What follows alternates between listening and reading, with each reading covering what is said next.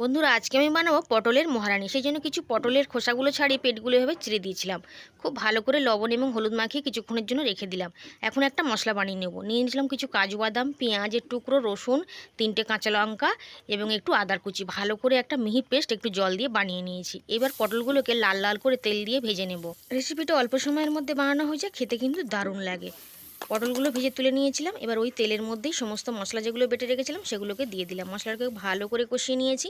দিয়ে দিলাম স্বাদ মতন লবণ, হলুদ গুঁড়ো, লঙ্কার গুঁড়ো আর দিয়ে খুব ভালো করে একটু কষিয়ে নিলাম। তারপরে দিয়ে দিলাম 4 চামচ মতন টক দই। এর থেকে বেশি দেবো না, তাহলে কিন্তু টক হয়ে যাবে। লো ফ্লেমে রেখেই কিন্তু দইটা খুব ভালোভাবে মিশিয়ে নিয়েছিলাম। তারপর আগের থেকে ভেজে রাখা পটলগুলোকে দিয়ে সমস্ত মশলার সাথে একটু 5 মিনিটের মতো কষিয়ে নিলাম। মশলা থেকে তেল ছাড়তে শুরু করে দিচ্ছি, সেই সময় মিক্সি ধোয়া জলটা অল্প করে দিয়ে দিলাম। দিয়ে ঢাকা দিয়ে দিলাম। 10 মিনিট পর ফিরে এসেছি। খুন্তিটা দিয়ে একটু নাড়াচাড়া করে দিলাম। স্বাদ মতন চিনি দিয়ে কিন্তু নামিয়ে নেব। তাহলে রেডি হয়ে গেল পটলের মহারানি।